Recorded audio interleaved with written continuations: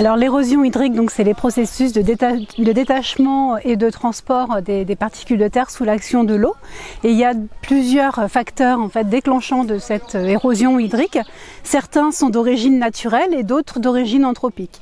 Donc si on prend les facteurs d'origine naturelle, on va avoir le relief qui est un des facteurs prépondérants, mais aussi la pluviométrie, puisque c'est le facteur déclenchant de l'érosion hydrique, mais également des facteurs liés au sol, tels que la granulométrie du sol, son épaisseur qui traduit sa capacité à stocker et à infiltrer une certaine quantité d'eau, et la structure du sol qui dépend aussi de propriétés innées, on peut dire, du sol. Donc ça, ce sont les facteurs naturels qui concourent, qui favorisent l'érosion, ou pas d'ailleurs, l'érosion hydrique. Et à côté de ça, nous avons des facteurs anthropiques, donc liés à la gestion des territoires et des sols par l'homme, avec certains facteurs qui sont liés à ce qu'on peut appeler la mosaïque paysagère, c'est-à-dire la façon dont l'homme a façonné son paysage, avec la présence de bocages notamment, l'organisation, la structure du parcellaire. On a également des facteurs très liés à la gestion agronomique des terres et à la manière dont les agriculteurs gèrent leur culture au travers du travail du sol, mais aussi des successions culturales, des différentes actions qu'il peut avoir sur le sol. Et donc également des actions en termes d'occupation du sol, donc un facteur très important qui est celui de l'assolement du sol. Donc c'est vraiment l'interaction de ces facteurs naturels et des facteurs anthropiques qui concourent à la genèse de l'érosion en impactant le sol et la circulation de l'eau dans les paysages.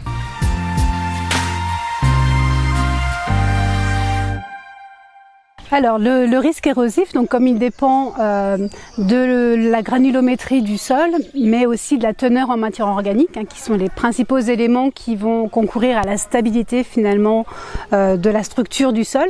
Donc il peut avoir recours à l'observation de ces critères-là, donc par des critères assez simples qui sont la couleur du sol tout simplement. Plus le sol est foncé, plus il sera riche en matière organique qui a une action stabilisante, mais aussi par rapport à la texture du sol.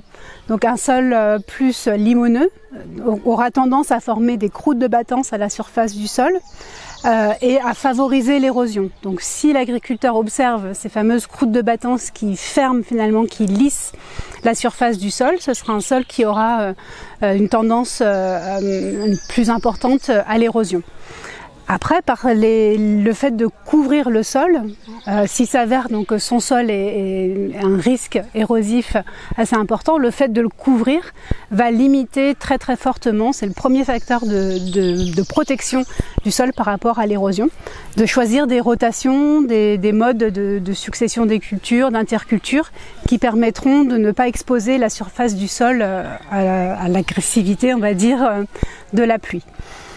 Combiné à ce risque, enfin ces observations-là de texture et de matière organique, il y a également la pente qui va être très importante. Une parcelle en pente aura toujours un risque érosif plus fort qu'une même parcelle sur une zone plus plate.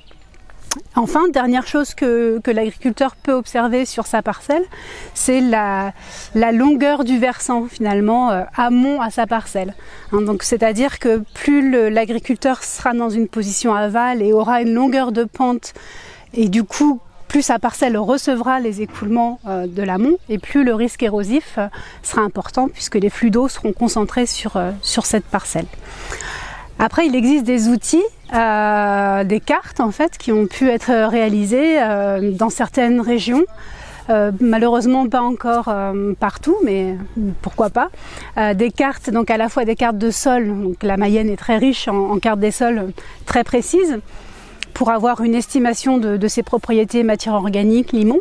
Mais avec des outils de modélisation assez simples, on peut aussi estimer, en combinant les informations sur tous ces facteurs de genèse de l'érosion, arriver à une carte d'aléa érosion, par exemple avec le modèle Mesales, mais il en existe d'autres.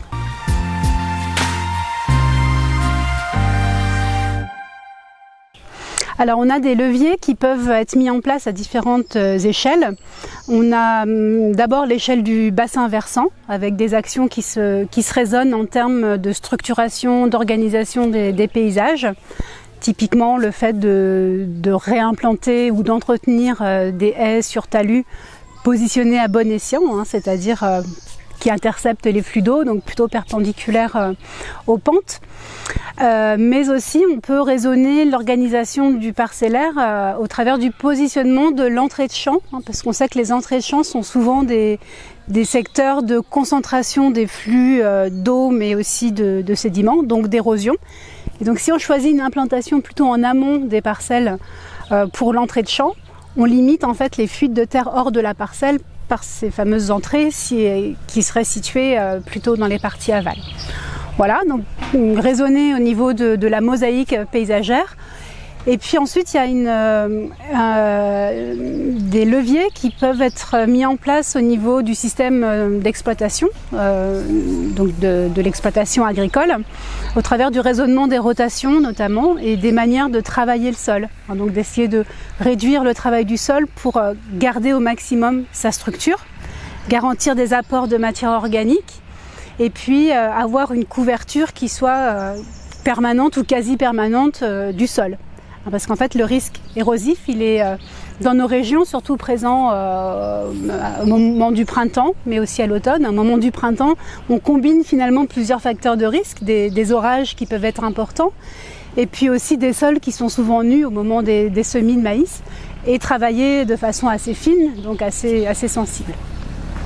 Voilà, et puis la troisième catégorie de levier, je l'ai déjà un petit peu évoqué, mais ce niveau des pratiques agricoles en elles-mêmes au niveau de la rotation.